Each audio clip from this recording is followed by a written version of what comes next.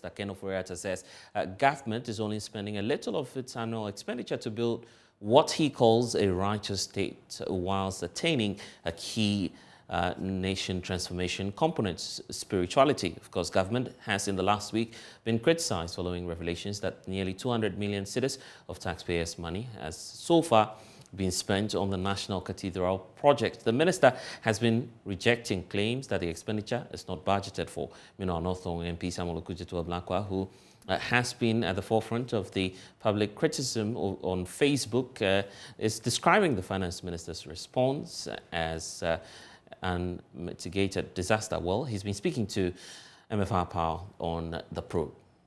I have even heard some people try to compare what is going on now with the national mosque. Let's be clear, for the national mosque, it was not a government of Ghana project. Even the Turkish support was not Turkish government. It was a foundation in Turkey, a family that really, very endowed. They build mosques across the globe. So let's not, mix the issues. So people are even going beyond what we in the NDC caucus in Parliament are doing, and even raising fundamental questions. We have not gone that far. We are saying that for now, we are more concerned about our mandate. Can you imagine if one day it is probably some investigative journalists or some CSOs who find out that, look, all of these atrocities have taken place and Parliament just sat aloof. We did not assert our authority. The whole principle of checks and balances, to demand accountability and to ensure that the Constitution is respected. You checked your responsibility. How will we look? Okay. And what would the Ghanaian people say? So people should not, this is not... So it's not a case that you are just picking and choosing. Yes. You are not picking and choosing which issues to hold government accountable Exactly. for. We're demanding accountability across board, and we are saying the Constitution should be respected. Lawmakers in the United Kingdom and the invitation of their British counterparts for discussions on the controversial Proper Human Sexual Rights and Ghanaian Family Values Bill, which is targeted at prescribing advocacy for same-sex rights. Now, the proposed law, which is initiated by some members of Parliament, is currently at the committee stage where a memoranda is being received on the controversial matter. But we understand that engagements will be happening in the United Kingdom on related matters. Joining us now is a member of the Legal Affairs and Parliamentary Affairs Committee of Parliament, Roxanne Nelson Dapiamakwa, who's also very much interested in matters unfolding on this as he expects some outcomes from that engagement with the UK Parliament. We understand that the leadership of the Constitutional Affairs Committee are already in UK. But let's speak to Roxanne Nelson Dapiamakwa on what he expects. Thank you, sir, for your time. So here we are. We understand that your leadership, together with the ranking, they are there engaging the UK Parliament on a number of concerns that have come up. Per the invitation, I'm sure that by now, as members of the committee, you are well aware of what it is that your chairperson is seeking to do in the United Kingdom. Are you? First of all, let me say good evening to your listeners.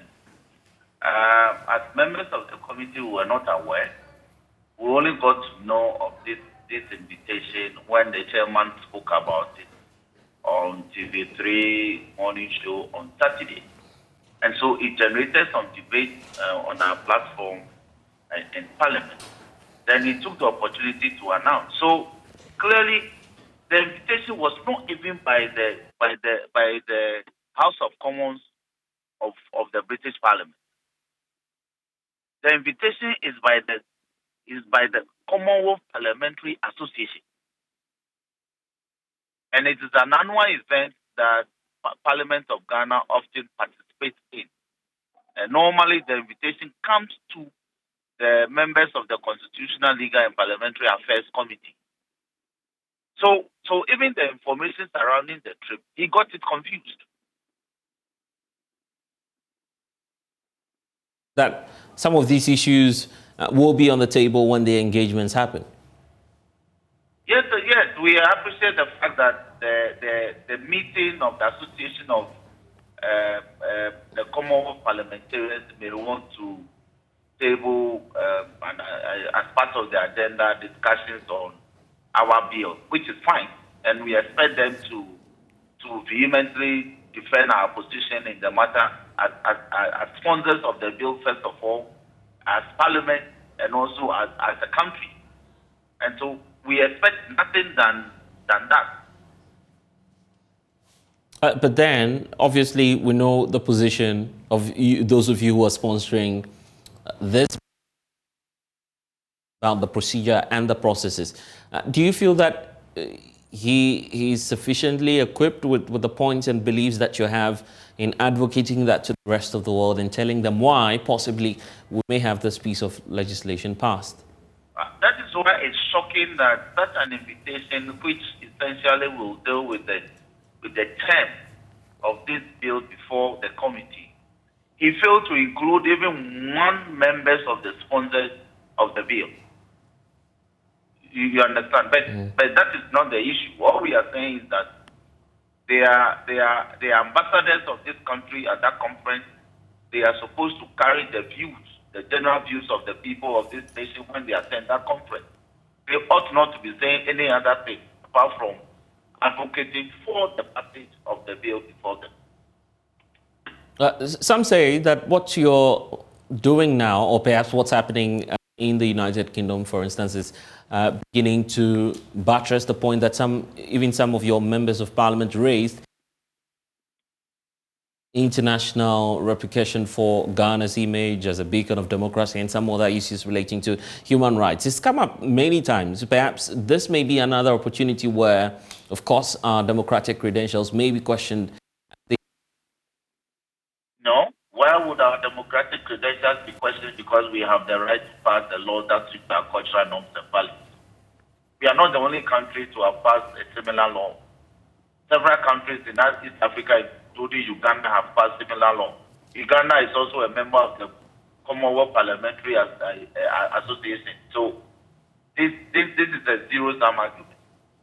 The point we want to make is that we want to assert ourselves as a people as part of the Committee of Nations. If members of the British Commonwealth Association of Parliamentarians feel strongly, they can visit here. Just last week, members of the Canadian Parliament, both the House of Commons and the Senate, they visited Parliament. They met with our committee. We discussed terms of the bill, and they appreciated the cultural values perspective from which we are approaching this matter. So we expect other countries to do similarly. Just when they left, Zambia came. Zambia visited us. In fact, Zambia actually came with their speaker. And the delegation also met with our committee. So countries are coming. If any country feels strongly to meet with us, we are available to discuss this matter.